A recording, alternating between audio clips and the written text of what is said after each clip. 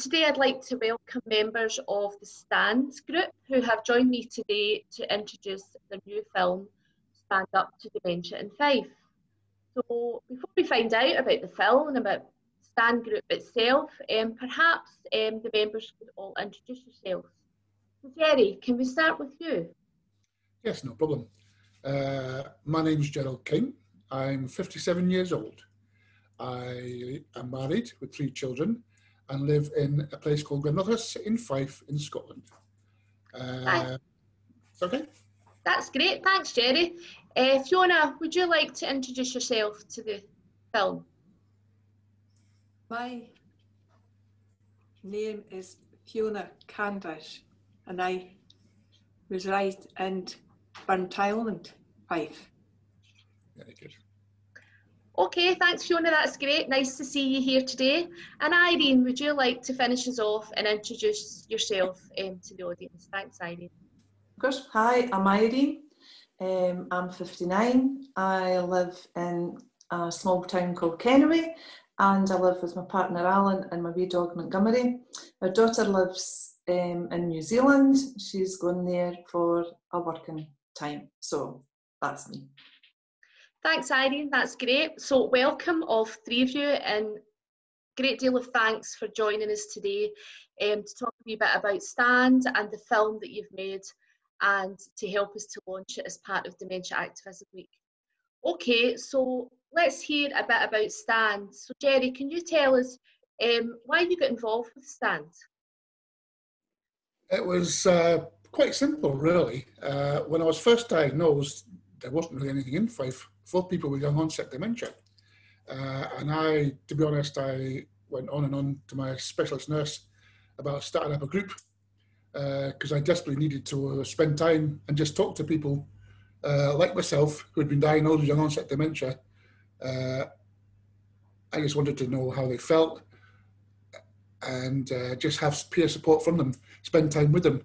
It was purely for my own benefit that I joined Stand to start with, like, but it's actually turned out to be an absolutely amazing group, fantastic people, great support for one another, and it's just exactly what I was looking for, exactly. Great, Jerry. Really good to hear and really positive in terms of the benefit for you yourself, but also the benefit of that peer support as well. Yeah. Enabling you after your diagnosis. So Irene, can you tell us a wee bit about why you get involved with Stand? Yeah, well, like Jerry, I'd had many conversations with Maggie, the specialist nurse, because she'd been really trying to encourage me to engage with groups or whatever. I really balked at that. It was something I really did not want to do, and that was perhaps influenced by my experiences with my mum. My mum had vascular dementia and I'd taken her along to various activities, and what I'd seen were marvellous for my 80-year-old mum, but did not appeal at all to me. And I really just did not want to go. But at the same time, I was very aware I needed something because there was nothing. You know, it was just me floundering along with the professionals in my life. And when Maggie broached the subject about a group and about having some ownership over the group, and about the group potentially being for all, you know, so it would be for people living with early onset dementia, but also for our families and our carers. That really appealed to me because my previous experience had always been a dump and leave and go back and pick up after an hour, and I had no idea what had happened and things like that. So the notion of us having a bit of time together and a bit of time in separate groups really appealed to me. So I came from an absolutely no, don't want to do this, to being really won over by the whole approach, the ownership, the joint ownership for families as well as for people living with dementia. And that's really why I became involved. I was aware I needed something. I wasn't happy with what was there already or what I knew to be there already. So I was an willing participant in the end. Thanks, Irene. And it's just so good to hear, isn't it, that you were able to make that leap, as you say, from being someone who was potentially struggling, you know, with a diagnosis and obviously had that history around dementia and supporting a family member, and how Stand has been able to support you to take that step forward and really do something really quite empowering and positive with your life moving forward. So that's really good to hear. Fiona, what about you? Why did you join the Stand group?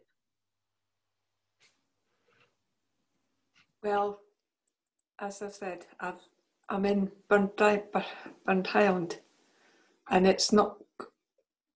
I wasn't going to go to it, but my sister, she rounded me up and said, "You're going,"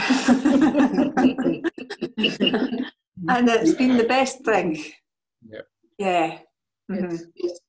So, because you're with people the same, but different. Yeah. So big thanks to your sister for rounding you up and getting you off the Stand, eh? That's good. Great to hear, Fiona. Really good.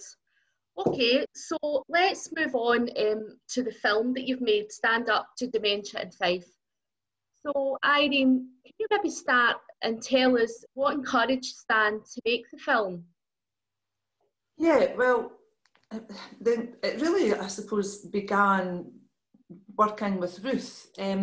We three had all worked with Ruth in a variety of contexts and settings, going to schools and libraries and working in shops and so forth, trying to help people to understand a little bit more about what it was like to live with dementia. And Ruth really was the catalyst of all of that. And that really gave me a purpose and a focus again after what had been a very long drift of doing nothing and feeling entirely worthless. So that was a whole wonderful experience that was brought to a rather abrupt end by COVID-19, of course, like so many other wonderful things. But the work had really fulfilled me and the other members of Stand who had been involved. And we had some amazing feedback from the groups we'd worked with. Now, we'd worked with primary school kids and the teachers, we'd worked with young adults in Police Scotland, families, carers in a professional capacity, we'd worked with community members. The list was endless, and we really did get a lot of good feedback. So it was not only helping us as individuals, but we got a sense that it was doing a job. Do you know, it was helping to help people. People were just amazed at the stories and the things we were telling and sharing, and it was really positive. So the close down of the visits felt like another huge loss. It was really hard for us, but we also felt sad because the message was getting lost again, we kind of felt. So Ruth's idea to record a somewhat recorded version of some of the things that we talked about and to continue that message, that was an instant yes for me. I just wanted to be part of something that would keep the momentum going. Okay, thanks Irene. And yeah, and it's been really amazing to see how, you know, people with dementia and unpaid carers and the groups that support them have really responded to COVID-19 and adapted in different ways, you know, how they either meet as a group or deliver some of that work that they've been involved in their local communities. So a really good idea. Thanks, Irene. Fiona, can you tell us what was important about making the film for you? Say it again, please. Can you tell me what was important about making the film for you? Oh, just to get people to know that we're just the same, yeah, and you don't have to be make me as thinking that we're still there, yeah, and we can still do things and be helpful and positive and for your wife. Yeah. Thanks, Fiona. Yeah, you're right, reinforcing those positive messages about you as a person, as an individual, and that you're still able to be part of your community and contribute. Yeah. Yep. Thanks, Fiona. Jerry, what about you? What made you be part of the making of Stand Up to Dementia in Fife? I think Irene and Fiona have described it pretty well. As Irene has said, as a group, we've been out doing all these dementia presentations to local businesses, schools, pretty much anybody who would listen. Like, it made you feel really worthwhile, and it gave you a purpose in life, to be honest. And as Irene said, because of the COVID, everything shut down, and we're kind of at a loss, and we wanted to keep the momentum going. And it just seemed like a natural progression to do the DVD. The idea, hopefully, the DVD is to continue that training, to be able to send it out, not just locally, but nationally, hopefully, at some point in time. Yes, become film stars and just allow everybody to know what it's like to be living with dementia. And it's important because it leaves our legacy. It lets everybody know that, personally to me, it makes me feel as if I've done something worthwhile. And I'm sure it's the same for Irene and Fiona. We'll be leaving a legacy for people of us, as people, as persons, while we physically can, basically. It's as simple as that. I think it's a beautiful idea. Like. Thanks, Jerry. And yeah, I think that's what's shining through from you all, isn't it? The importance of leaving that legacy, having not just the legacy of Stand as a group, but the legacy of you as individuals, and being able to make that change and having ownership for that change in your community as well. Yep. Thanks very much, everybody. So just kind of moving on, is there anything that you hope the film will do, or you hope the film will achieve when it's launched and when people either get the DVD in their hand or watch it online? What do you hope the difference will be that the film makes? Irene?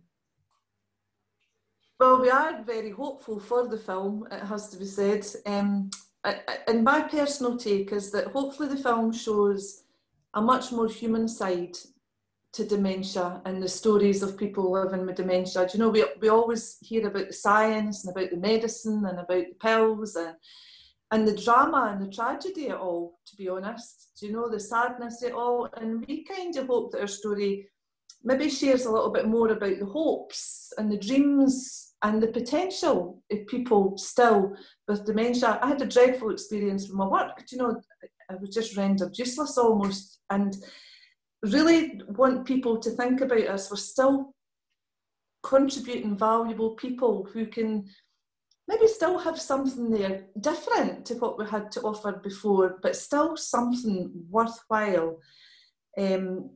Hopefully the film just keeps our stories alive, keeps our hopes alive, keeps our dreams alive, and maybe just makes some people think, gosh, that's not what I'd thought when I thought about dementia, and I'll maybe try and find out a little bit more. And we all had different experiences, you know, in the medical sides and with GPs and stuff. And if these people just maybe just get a glimpse of what it's like to be us, it might just make a little bit of a difference. Yep. And as Jerry said, it's enduring. It's not just a visit. It's something that you can go back to if you choose to do that. Maybe not. But, you know, it's there for future use as well as current and happening now. So I have a lot of hopes for the film. Good. Thanks, Irene. And hope it's really, really important, isn't it, for you and for others? Yes. Jerry, do you want to add anything to what Irene said about your hopes for the film? Yeah, I think she just pretty much explained it all, but my hopes are that the film will now make a huge impact on the way people actually see us, the people who are actually living with dementia. I don't mean to degrade anybody, but we're not all blubbering wrecks, as is perceived by a lot of people when they hear the word dementia. We're still actually able to contribute something amazing to society. We just do it in a different way. Simple as that, like. Thank you. Put very well, Jerry. Thank you very much. And Fiona, is there anything that you want to say about before we finish up the introduction to the film? Right.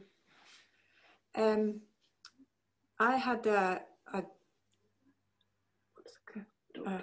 doctor that didn't see that I had, because I told her that there was something wrong with me, and she just pooh-hooed me, and she went, mate, she just said, I'm anxious, and I'm saying I'm not.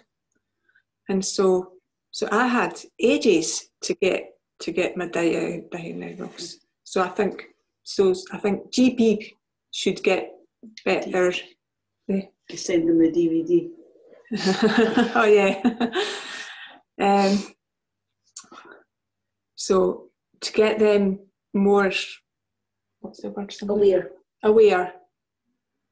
Yeah. And listening. Thanks. You couldn't have put it better any other way.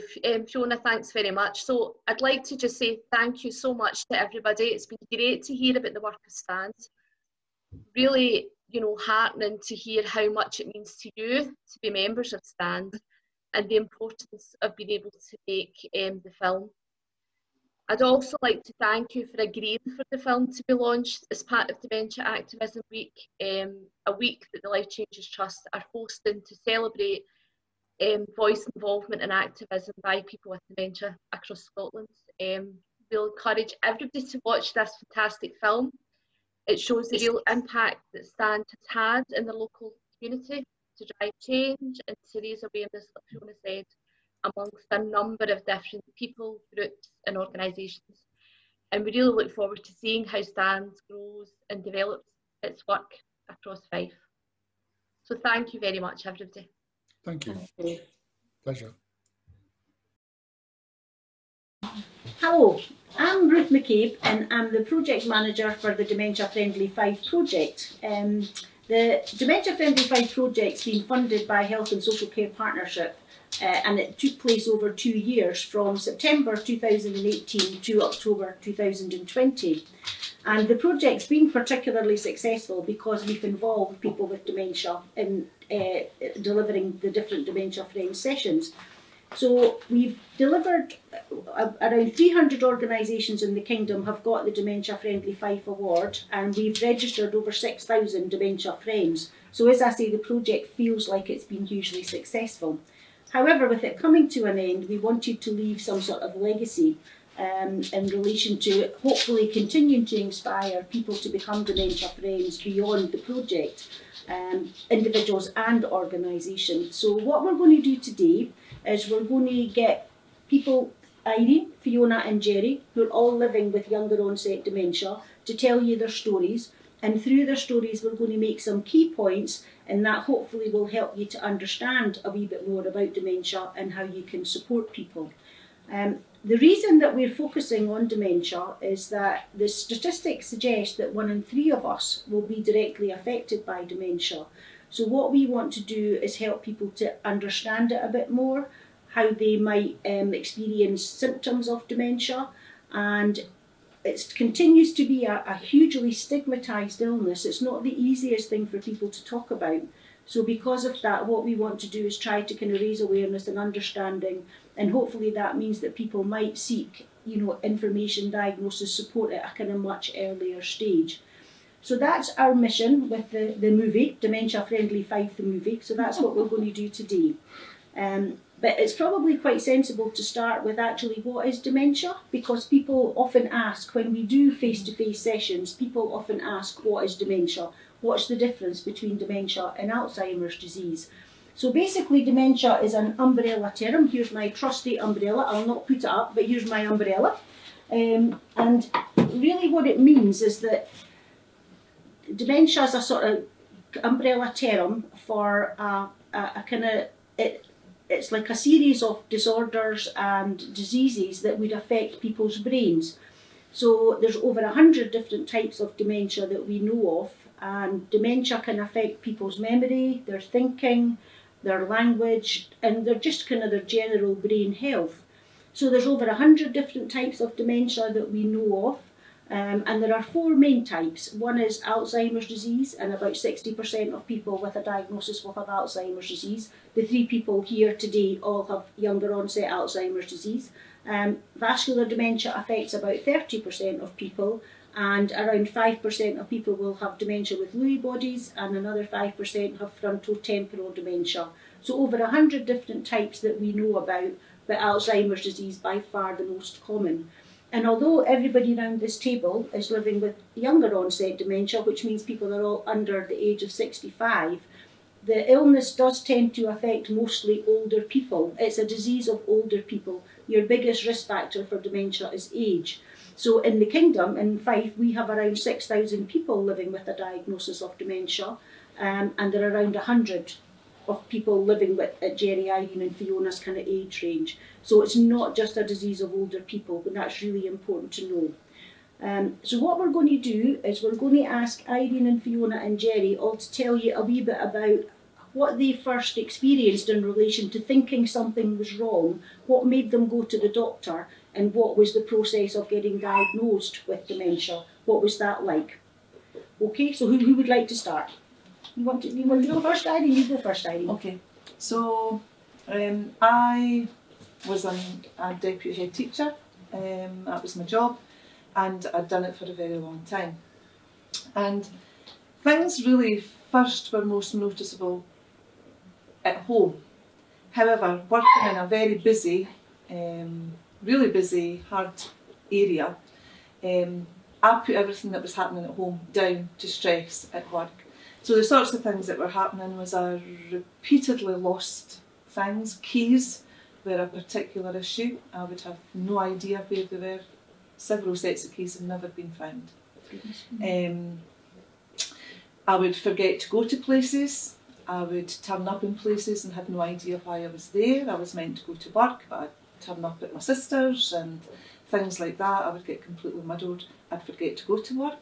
So people at work were having to phone me up and say, "Are you coming in today?" And I thought it was Saturday, and it was whatever day it was. Yeah. Things like that. I was losing everything that you just needed for everyday life. Couldn't find my glasses, couldn't find my purse, couldn't find my phone. And folks at home were really saying, "Do you know, this is not right. You're forgetting too much, you're muddled up, you're not organised like I used to be." And I constantly argued it was work. Work was stressful. However, work was also noticing many things that weren't right. And people had said to me on many occasions, "Are you okay today? You don't seem yourself. You're late." I was forgetting, I had meetings with parents. I was forgetting who parents were when they were coming through the door. And it all came to a head really when I was working with a staff team on a piece of development work, and my head teacher asked me to look up something that she had given me, a document, and I had no memory of the document. And I told her this, and I was quite argumentative about it. I was adamant I hadn't seen it. However, a few days later, I found the document with my handwriting on it. So clearly I had done it, and I had done work on it. And when I did the honest thing and said to her, "Oh, by the way, I've found this," her response was, "Well, I knew that, and this is ridiculous. We're all talking about you. There is something wrong." And so at that point, came home, spoke to Alan and my daughter Lynn, and they kind of been trying to tell you that for ages, Mum, you know. Okay. And so we agreed then that it was time to. I couldn't take the "we're all talking about you" kind of thing. Yeah, so that was when we decided. So, do you want? Yeah. So I went to see my GP, and that was a very simple process for me. I've known my GP for a number of years, not seen a lot of them, but on enough occasions. So when I explained that story, she was like, "Well, okay, if folk are noticing and you feel that something's not right, we need to take it forward." So I had a meeting with the psychologist maybe, or a psychiatrist, to determine if it was other depression or stress, which I'd put it down to be honest.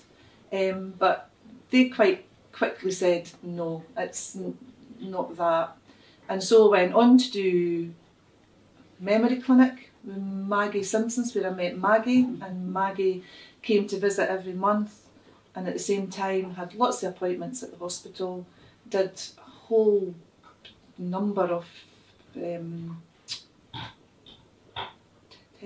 tests and struggled very big with those. And that was upsetting, because at the time I kept thinking I was doing okay, but it was clear I wasn't, because nothing was happening. I wasn't going on to the next bit. And anyway, then had a number of scans and things, and forget the thing you get on your back, A lumbar puncture. a lumbar puncture. And then when all those things came back, I got the diagnosis of early onset Alzheimer's. So it took about 2 years, I think. Okay. Okay. Wonderful. Thank you. Thank you. Jerry, do you want to tell us your story? Yeah, that's okay. Not bad, yeah. About 4 years ago now, actually. 53 years old. I never noticed anything was wrong. It was more the family noticed. My whole demeanour was changing. I was getting more belligerent, more argumentative and aggressive. My short-term memory was going. I would have conversations with the wife and forget what we talked about. I'd ask her the same question 20, 30 times a day. I'd be arranging nights out with the kids. They come down ready to go out and I didn't have a clue what they were talking about. No idea whatsoever, like, and sort of thing. So we thought, yeah, there's maybe a bit stressed out possibly. So we went to the GPs and did a retest in the GP's office, a memory test. And he says, "Oh, Mr. King, you've passed your test." He says, "You've passed." He says, "But the results aren't as high as what I would expect for somebody of your IQ, basically, because I worked with the Council and Architects Department. Worked with a lot of numbers and figures and diagrams and things like that. He says, "So, but it could just be stress." So he says, "I'll refer you on to a psychiatrist." So about 3 months later, I got an appointment with a psychiatrist at the GP's office again. Similar sort of test, but a bit more in-depth this time, like. And I failed quite miserably. And that's when they thought, yeah, there's definitely something wrong here, like, sort of thing. So from there I was referred to Victoria Hospital, where I was put under the care of a neurologist, a psychologist, and a specialist nurse. Because at the start they thought possibly MND. Motor neuron disease? Yes, that's it, yeah. Aye. Because I was stumbling a lot as well, banging my elbows, chipping over cups. So about the next 16 to 18 months I was put through many tests. And then at the age of 55 I was diagnosed with young onset Alzheimer's disease. Okay. Okay, thanks Jenny. That's Thank you. So Fiona, what's your story? My story. Oh.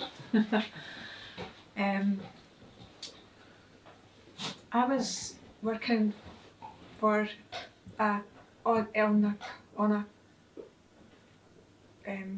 in Edinburgh, in the college, and there was sometimes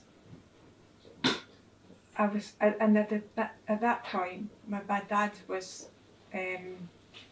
he'd had it, and I was going home every evening to see him,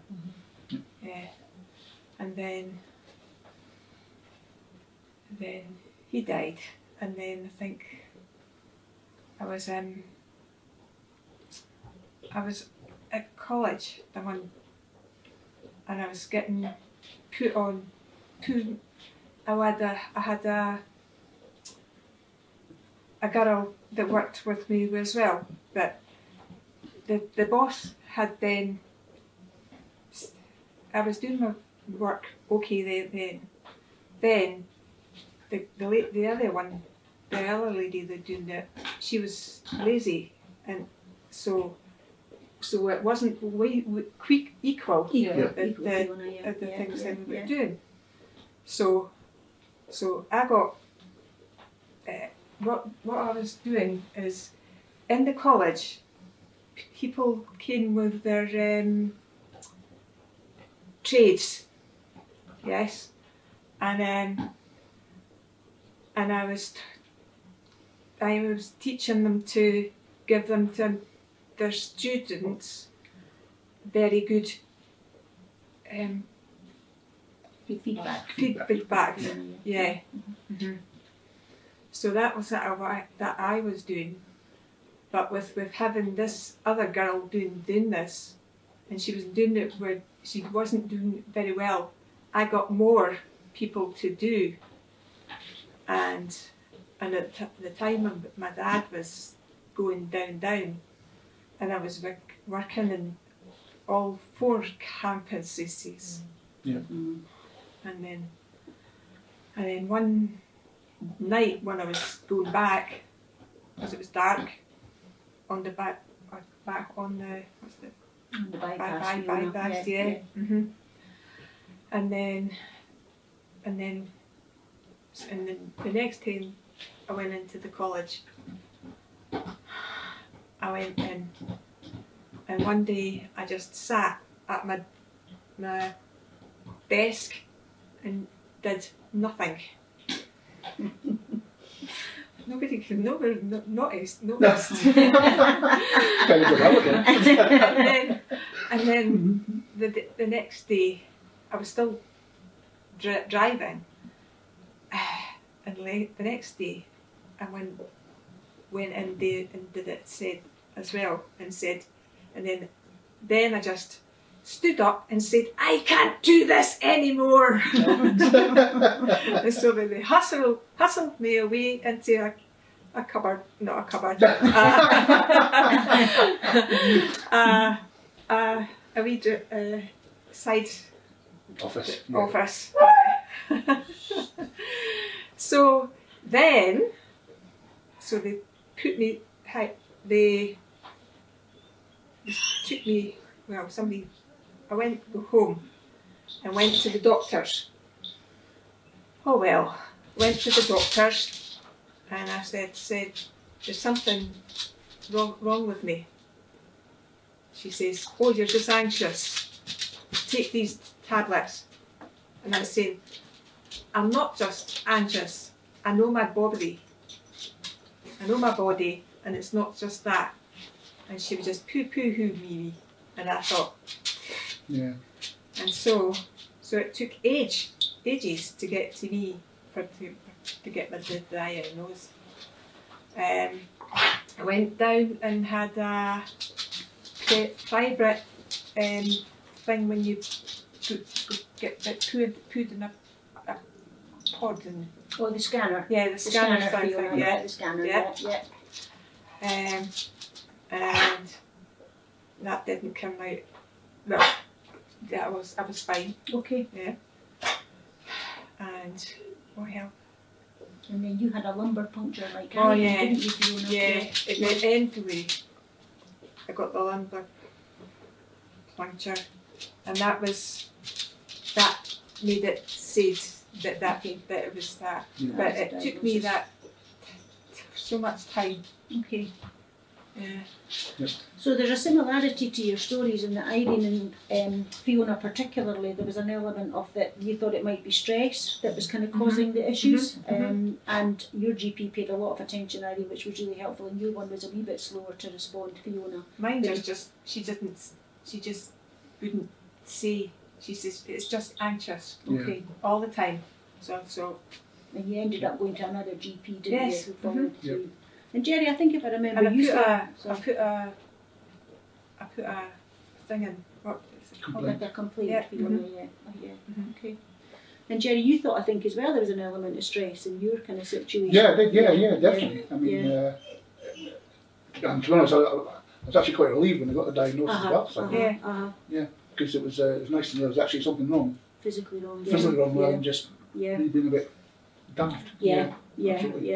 And I think you said the same, Fiona, didn't you? That you felt heard and listened to, and quite relieved there was something wrong. Yeah. And Irene, I remember you saying about your experience of being given the diagnosis. Well, I'd like to say I was surprised, but I wasn't, because probably through the process, Maggie was preparing me, saying, you know, this is happening and that's happening, and things you don't take account of very much. However, when I did get the diagnosis, my daughter was really upset, she was really sad. But for me, again, it was a little bit of relief, not good news, but I always think I could have gone into a consultant's appointment like many people and been given a terminal diagnosis with 3 months to live. And this isn't a terminal diagnosis with 3 months to live, it's still a life to be lived in a really big way. So it wasn't, it was a difficult moment to sum up, but it wasn't the worst news that I feel I could ever have received. So I was glad to know and be able to plan around it, but by far not the worst news that anybody could ever have. Definitely. And that was quite simple. I mean, I was relieved there was Alzheimer's, because we thought originally it was going to be motor neuron disease. And if it had been not motor neuron disease, that would have been disastrous in a way, because with that, your body dies and you know everything about it. Whereas with the Alzheimer's, your brain will die first, like. And then there'll be a stage when I won't know anything about it anyway, so it won't bother me as such, if you know what I mean. So it was a bit of relief, like. But you do think about your family and friends at that stage, Jerry, looking after you and stuff. You do, of course. So really, the points to make from that is that there can clearly be a long drawn out process in terms of being diagnosed, and although you people have younger onset dementia, it will probably be very similar to older people, that there's about a level of persistence required, that if you do think that there is something wrong, it's worth persisting with the GP, and you've had different experiences. But it's not the first thing that certainly GPs would look for, particularly in a younger person. But I think the other thing that you're highlighting is that it's not just memory, because everybody, when they think about dementia, thinks it's just memory. Now, most of us have issues with our memory, so it can't just be memory. So it's much about the kind of functioning. And I remember you talking, Jerry, about trying to work your computer at work. I had problems. I've been working with the council for 30 odd years. In the architects department, I used a computer program called AutoCAD. And for the last couple of years in the office, I could switch the computer on, but I couldn't remember how to use the program. I used to get the guy sitting next to me every day. I mean, he must have got really cheesed off from all weekend, because I'd ask him every day, Ken, I've done something wrong, can you come and sort this? I've done something wrong, can you come and sort this? And then also when we're driving, not just to affect my computer, it affected my visual awareness as well. With my driving, I couldn't park it in a parking space anymore, couldn't get it between the lines. I had to actually physically get out of the car and let Tricia park the car for me. I was going on visits to people's houses all over Fife as part of my job, and I remember leaving the office and I remember getting to where I was going, but I couldn't remember anything in between as well. So it's quite weird, actually. So quite a lot of different things going on there, Jerry. And I know, Fiona, you had issues with your driving, so you made an actual choice to give up your licence. I think it was your sister who was worried that you were driving in the middle of the road. And you chose to give up your licence at that stage. Because I've done it in 100 years. You've made a choice, an active choice. And you're still able to drive, Irene, which is a blessing. I had my licence taken from me automatically, but I felt there was nothing wrong with my driving at that time. I can't say the same. But at that time I felt perfectly able to drive, and I was really upset. A decision had been made without even speaking or looking at me or helping me. So I had to go to court to do that. It was a very pricey business, but it was just me being... Have to pay for it? It was just me being very determined and making a point, because we're all different, and that diagnosis I felt didn't define my ability to drive at that point, and so we went through that process. It was very worthwhile. I'm glad I did. Absolutely, Well, I was at the stage where I knew anyway that I was told, Mr. King, that's it, hand your licence in, so that was it. So that was my... And that's the difference, Jerry. I think when you feel ready or there's evidence there, but there was none for me. Definitely. So you have to tell DVLA that you've got a diagnosis of dementia, but it shouldn't be an automatic suspension. It should be The based GP does on that anyway, your ability. automatically, So Yeah. different experiences. I got the option to go to do the what's it called? It's like a test for you. Yeah, the test. Yeah, Actually, Edinburgh. in Edinburgh. yeah. But then I thought, well, if I do that and I get it, somewhere down the line, I'll have to give it back. Yeah. And then I thought I got put thought to that, and then I think, no, I'll just not do it because it'll just be upsetting. Yeah. Again. Yep. Absolutely. Yeah. So quite varied stories, and I think what you're also highlighting is everybody is individual, and that's one of the key points that we make about dementia. We try to make the assumption that everybody just gets forgetful, but actually everybody experiences different things and in different ways and at different times. I think probably people know this, but the brain is a particularly complex organ, and it affects everything that we do in the kind of way that we function. And one of the ways that we describe the brain is like a kind of set of fairy lights.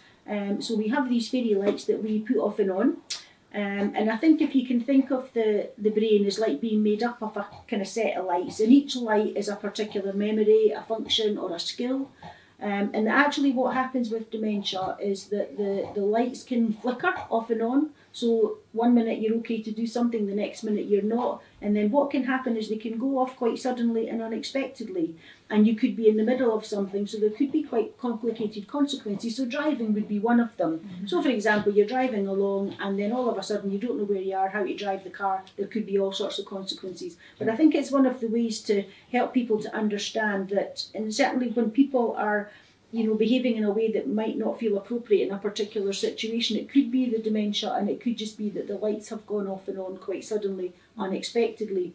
So tell us a wee bit about your light bulb moments. Jerry, tell us about your light bulb moments. I mean, most days I have small light bulb moments, like in the morning when I get up.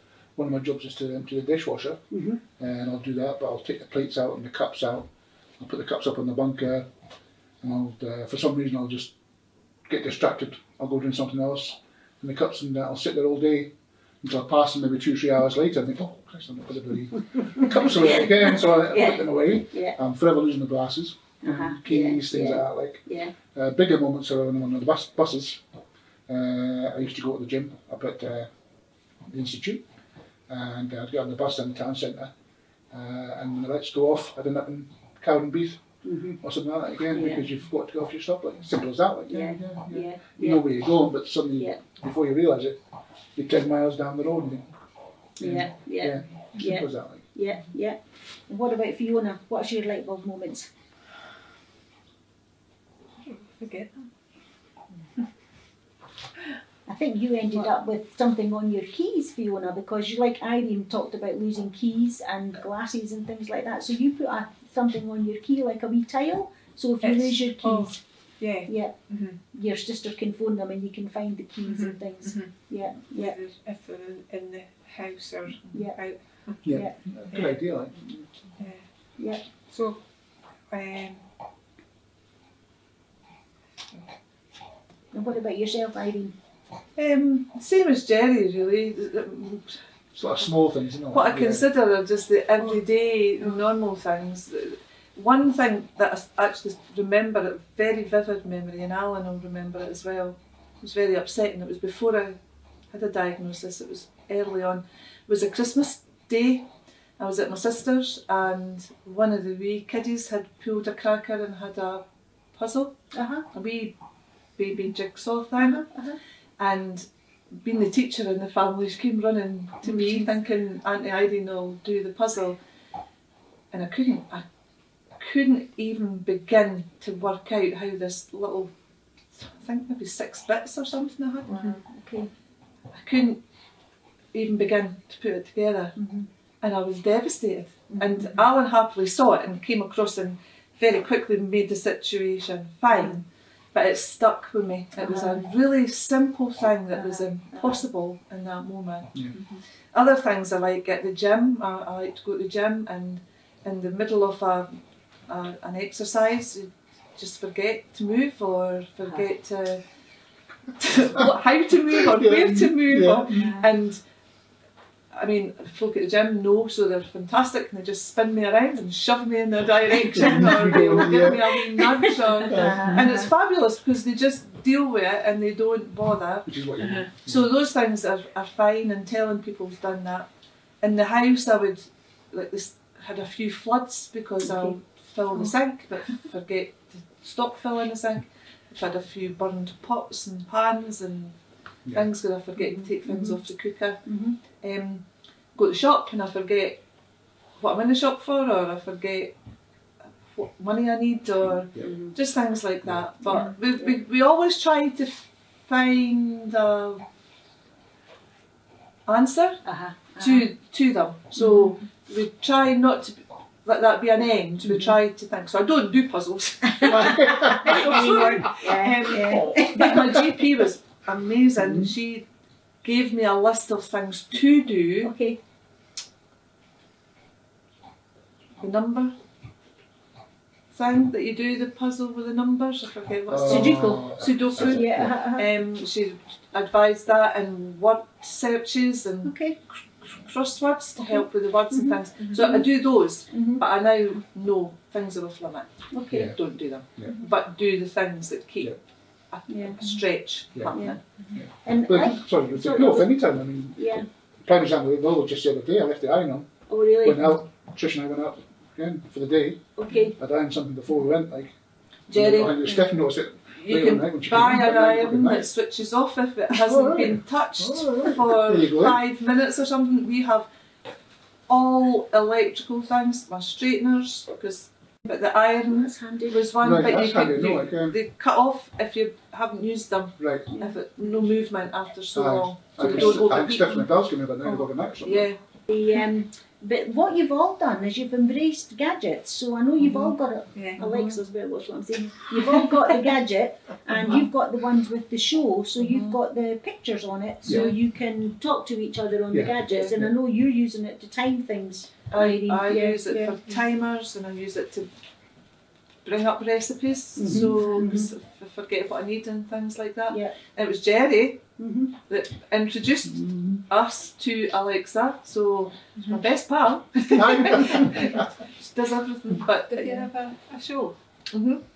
Yeah, but you can drop out. You can drop out. Which is good. And also, it was one of the things that I missed and still miss is singing along to the tunes. Because I forget the words. And this was when Jerry had said this to me.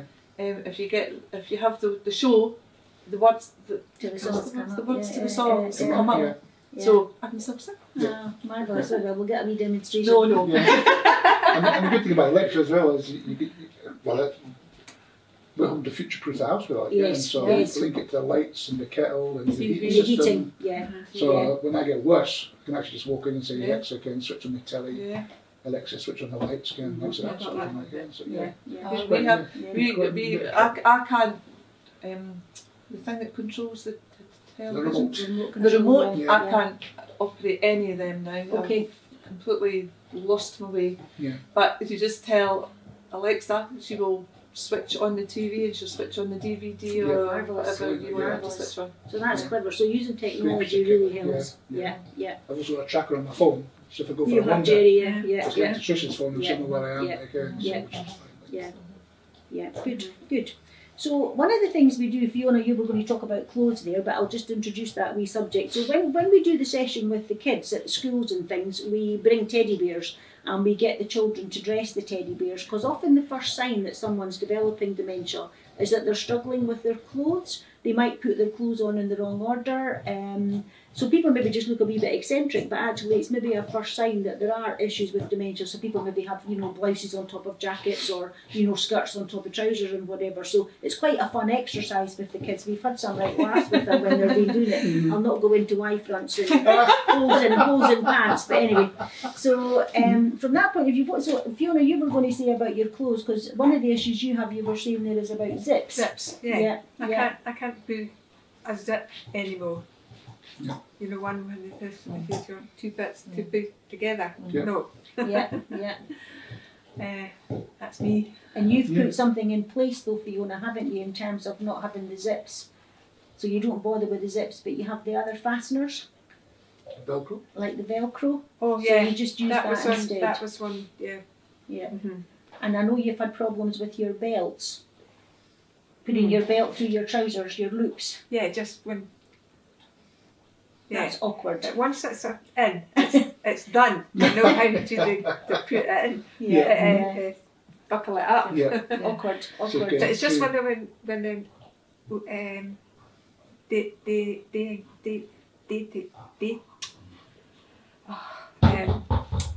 taking it out to get the jeans or whatever Yeah, to And get to get them washed. washed. Yeah. Yeah. Puts it back in.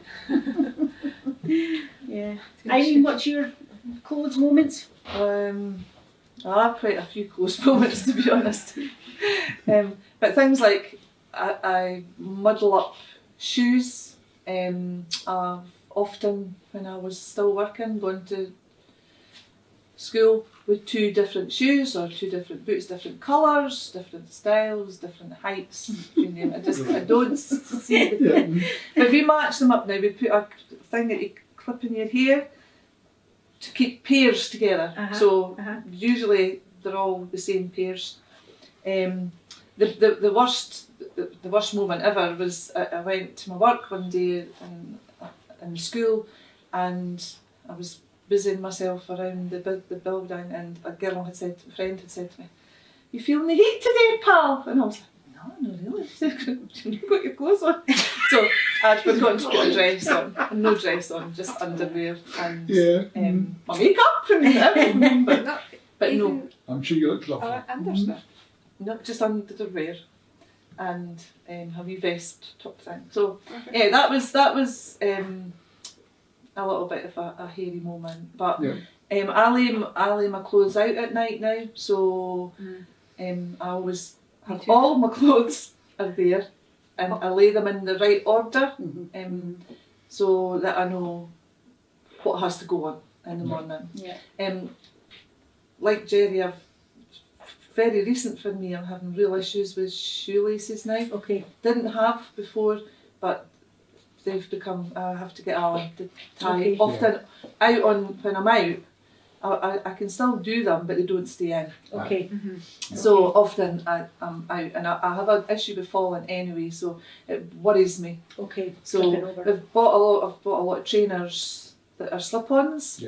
But I was given the good tip as well that if you have lace-ups, put elastic laces in, and you can still wear them. Yeah. So it's just finding ways around it. Yeah, fine ways around it. Yeah, definitely. Yeah. And what about yourself, Jerry? I have a tendency to wear my t-shirts on inside out. I don't realise until either Trish or the kids tell me halfway through the day. After that, probably I get to laugh. I spend most of my life in joggies now because I struggle with trousers with the zips and the flies. I used to just slide them on when I was first diagnosed, and then for a while I'd slide them on back to front, and it's quite uncomfortable. Like, they're not designed to wear back. They're not designed to wear back to front.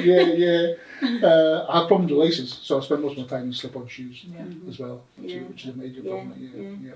And one of the things we've often asked is, do you want people to tell you? So when you have your t-shirt on outside in, Jerry, do you want people to tell you? Oh yes, absolutely. I'd rather they'd said like yeah, definitely. I mean, when it comes to the stage, I don't realise I've got my trousers on back to front. I hope they tell me as well again. Yes, that could be an ongoing problem. Yes, so like definitely. Irene's colleague at work told her that day that she'd not got her frock on. The kids loved that when you told that story at the school. They just loved that story. But the other thing, talking about that, Ruth, is I was at a GP appointment one day with my sister, and my GP, after we'd done the business, because it was her appointment, not mine, but I was going with her, and my GP had said to me, "Irene, do you know, if you didn't have your clothes on the right way or whatever, would you like somebody to tell you?" And I was like, "Yeah, of course." And she was like, "Oh, you've got a t-shirt on back." So pop behind me and I'll change it before we go out. So that kind of thing I wanted to know, and GP very nicely framed it, so I wasn't made to feel awkward. She checked first, so it was a nice touch, I thought. Yeah, definitely. And also, for some reason, I have a infinity of putting on, not an infinity, putting on clean clothes. I don't like putting on clean clothes. Yeah. Just showing dirty stuff as well. For some reason, I don't know why I like it, but stinky all right. It is quite a common thing for people with dementia to want to wear the same clothes. I'm not quite sure why, but I think it's comfortable. I think it's a comfort thing. And you're familiar, so they're clearly, you recognise them and are obviously comfy, you know, in that sense. But I think the stuff that Irene and Fiona do, putting the clothes out, and obviously I think Trisha puts different clothes out for you and puts the other ones in the washing. So, but I think that's a sort of, you know, there's something about what can people do to help, to support you. And if that's the kind of thing that you need, I mean, obviously that support's quite individual. And I know when Fiona and I have done the sessions, we often, because you really struggle sometimes with finding a word, Fiona. And what we say to you is, do you want us to help? So Irene and I have got very familiar with giving you the words, but people won't always know that that's okay. So it's about giving you time. And then if you're struggling, give you a bit of a hand. So that's the kind of idea. You know, let people do what they can for as long as they can, but actually if they're needing a hand, give a hand, a very practical hand, you know, in that sense. Okay, so one of the last things that we do when we're doing the Dementia Frame session is we describe people with dementia as like a bookcase. So we haven't got a bookcase, so I've brought a whole pile of books here. So we all know that dementia affects people's memory. That's the key thing, that it's often memory issues that drive us to the doctor, but the vast majority of us will have issues with memory. So it's not just memory, but clearly because memory is affected, often what happens is people's shorter term memory that disappears more quickly. So for example, if this is a person with dementia, so this is the memories, this top book is the memories that they'll have had the shortest. So what you had for lunch, you know, what you watched on telly last night, what you did at the weekend. These are the memories that disappear more quickly. And that can be quite distressing for people. So as the memories disappear over the years, you can forget people's names, your relationship to them, stuff like that. So what we want to hear from you is what kind of memories, what sort of things have you lost in terms of memory? So Irene, do you want to start us with this one? For me, this is a bit of a laugh for us in our family because my lack of organisation stresses me out much more than my lack of memory, and I know that they are all tied in with each other. But Alan will often laugh when I say I don't have memory problems because I don't consider that the top of my problems, do you know? However, I do. I will completely forget what we have for tea, so we have to try and plan a menu and things because we could eat the same things every day. I find that difficult to remember. Shopping lists, things like that are just a nightmare. I remember birthdays. I can tell you all my family's birthdays. What I don't remember is the day that I'm on. Okay. So if I can tell you when somebody's birthday is, but if we're on that day or we're approaching that day, I won't know because the days are a muddle quite often, and the months are a definite jumble, and where we are in a month is a constant puzzle. So that kind of thing is difficult for me. Remembering where I've been, so sometimes I'll go for a walk and Alan will ask where I've been for a walk, and I maybe know that certain some days of the actual places that I've walked. I have a thing on my phone though that maps your walk, so I can check on that if I'm not sure. But that kind of, I'll forget, I've got a wee dog and I'll forget to feed him. You know, I'll have had my lunch and he'll be sitting looking and I'm thinking, I don't know, what is it? And then I'll realise I've not fed him. So on a day-to-day basis, it's those little things.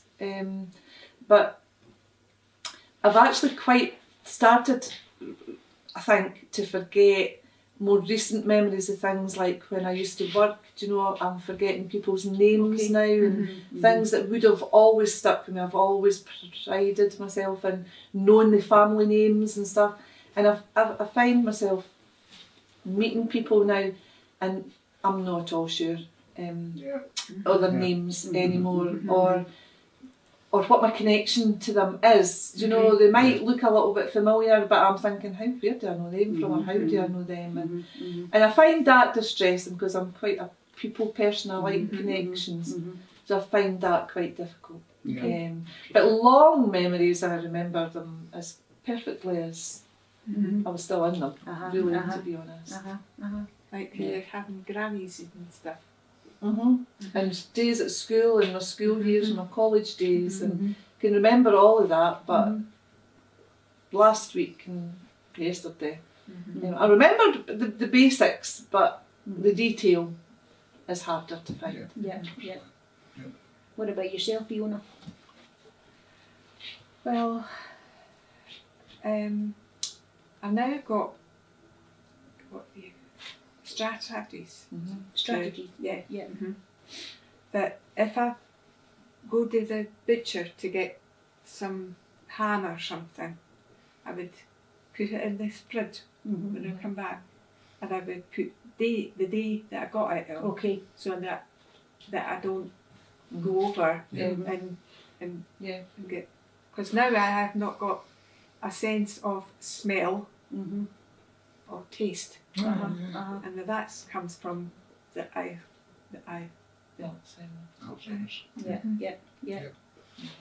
So I have to be, because I don't want to be sick. Yes, definitely. Absolutely. So you won't remember when you bought the ham, Fiona, so what you do is you write the date on it and know you have to eat it in 3 days. So strategies, so helpful things. What about you, Jerry? My short-term memory losses are probably today, like we've been sitting here all having a great conversation. Trish will come on and try and say, how do you want? Yeah, fine. What did you just talk about? I've no idea, sort of thing. I find it difficult to remember what we had for tea yesterday. I have to think about that. As the memory's starting to go, I'm like yourself, I've started to forget people's names that I used to work beside. We were talking about somebody the other day, and for the life I couldn't remember what his name was. No idea. And it's only been about a year or so since I retired. And I could see his face clear as day, but I just couldn't get the name. The name was off. And that's I struggle with that a lot as well. People's names, faces I'm doing. Hi, and Trish will go, who's that? No idea, no idea what the name's like. Definitely. So quite challenging, but it sounds like a lot of you have put kind of strategies in place, in terms of helping it. But I suppose the most important thing, and you said it there, Jerry, is that even though you don't remember, what doesn't die in the brain is the part of the brain that manages feelings. So actually you'll know that you've had a good experience this afternoon, you've had a good conversation with Irene and Fiona. When we go out and do the sessions, you come back knowing that you've made a difference. So I think that's really important. And often people will say to us, well, look, someone with dementia can't communicate, or they don't know my name, or anything that we've done, what's the point in staying connected to them? And the point we always make is that they will know that they've had a good experience with you, and that's the thing to hold on to. And I know you have that situation with your own family, Fiona, where other people have dementia, so they maybe don't remember you, but you can prompt them, so you go and say, hello mum, it's Fiona, things like that. But that's the important thing to hold on to, the feelings part that people have doesn't die. So it's really important to stay connected and be in touch with people if at all possible. And you can do very practical things, like you can trigger the memory by using prompts, I'm Ruth and I'm your daughter or whatever. So that's really important to be able to do that. But one of the stresses thing we had, I had a good girl to a pal that we were going, her husband had died earlier, just not know with, well, we don't know what was, but we then went holidays together, and for years, and then once I got the diagnosis, she dropped in. You tend to find that. And I think I've spoken to you about that, Ruth, and we've had a chat about that, and it's very difficult, but I've found people are either one way or the other way. They're either like, oh hell, just something that we'll battle on with. You know, we'll just get on with. You're still you, or in my case, people have just completely walked away. End of story. Like that, feeling not wanted to be part. And Ruth and I, we've chatted about it and about people's reasons for that. And you're very generous. I tend to be a little bit harsher and just like, oh well, you know, they didn't see a purpose in being my pal anymore or whatever. But I think you do find that folk are either fabulous and still love you and care for you and want to be in your company, or they just close that door and move on. I've lost a lot of friends since diagnosed. Like people I've been with for 32 years, that I've known for years and years, don't come round anymore. Like, and I don't think it's just because of the diagnosed thing. It's because with the Alzheimer's, your life changes completely and your lifestyle changes completely. And what we used to do before for the last 30 years. No longer applies because I can't do that. So So what you have in common changes, Jerry. So the best of this, I've got new pals. Yes, absolutely. Yes, definitely. I think in many ways it's people's fear about dementia. People don't know. It's a bit like when people are bereaved. You know, you don't quite know what to say to people or how to approach them. So I reckon that a lot of the disconnection is because people are frightened. And also, you know, there's a suggestion that people with dementia are all going to be violent, belligerent and all the rest of it. So, you know, people are a wee bit wary, I think, of folk. And you, both Irene and Jerry, have spoke about being a wee bit more belligerent and stuff like that. But again, what we try to say to people is, look, it's often the dementia that's causing the issue. And that people are often generally really frustrated because they're not able to do something or achieve something that they would have normally done. So, you know, there's something about helping people then understanding that and looking beyond the particular behaviour and thinking, well, that could be the dementia, and rather than just write people off. But that's what this is all about, trying to help people to understand it a wee bit more and, you know, recognise what the issues might be and provide a kind of, you know, practical helping hand if at all possible. So we want to end on a sort of final message from you folks. So Fiona, you were saying there it's really important that from this experience you've gained new friends. Yes. So you've got pals now in the stand group who've got dementia, and you've got some new friends. Definitely. I mean, I would echo that, Ruth. I mean, when I got a diagnosis, I didn't share it. I was widely. I shared it with family and very good friends, and did get a pretty difficult reaction from some folks, so kept it to myself. But I regret that now because one thing that I think is immensely powerful is the connection that we have made through like-minded people, people in the same boat, yet not in the same boat, all sailing in a different sea, if you like. And we've got the right boat. I just feel that those connections, I mean, without having made the connection I made through Maggie in the first instance and our stand group, we'd never have met Ruth, who has been fabulous, whole new, and I know that we all feel that about you, Ruth. We've all had like a new life emerged because we had a new purpose in life. We had a reason to get up every day and a sense of, oh, I've done something good today, and we couldn't have done that if I was still sitting at home pretending none of this was happening. We wouldn't have met Rachel and Deep, and then wouldn't have done all the poetry stuff that I've been involved in, and met all these wonderful, amazing people that we're going to visit when we take our motorhome. And the world has opened up again. So my finishing message is, your life doesn't stop when you get this diagnosis. It has to change incredibly big way. It has to change, but it doesn't change all for the worse. Lots of amazing things are still there. You can still do them, and there's an amazing amount of support there from amazing people. But you do have to take that step and say, do you know what, to hell, if that word scares you, then you know the right people. I'm now finding the right places with the right people. So it's not an end, it's a beginning, and we really quite enjoy finding the new bits that we're finding. So it's a really important message that it's not at the end. It's a new beginning. It's a new chapter. Yeah, definitely. Yeah. Oh, aye. Guest to be positive. Yes. Yes, absolutely. Yeah, definitely. Yeah.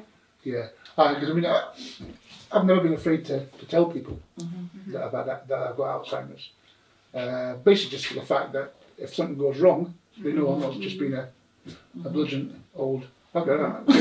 There's actually something wrong with it again, which is fine. Yeah. So I've always been happy to tell people, like, but I'm like yourselves. I mean, if it wasn't for yourself at the start, I probably wouldn't even be here, to be honest. Like, yeah, there would have been, I was in a black place for a while, like a really dark place, like. And you dragged me out of it and took me around places. It's been brilliant, and the group has been amazing. I met people. I was desperate to meet people that who understood me, yeah, because nobody understands us except for us at the end of the day. No disrespect to our friends and partners and people out there, but we're the ones that are living with it. We're the ones that have our good moments and bad moments, and it's us that really understand what we're going through. And it's been an amazing journey so far. It's been brilliant, yeah.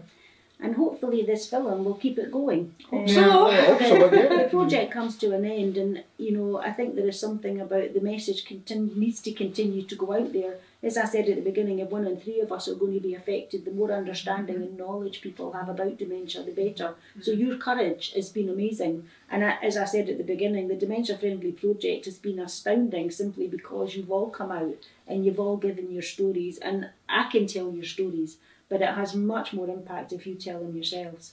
And certainly the sessions that we've done with the young people have been amazing. So we've got a whole new generation who are hopefully going to grow up and recognise that dementia is not something to be feared. It's an illness like any other, affects people of all ages, but actually there's lots of things you can do to support people. And that is the most practical thing I think that we can end on. So it's not the end of the world. You're all saying that.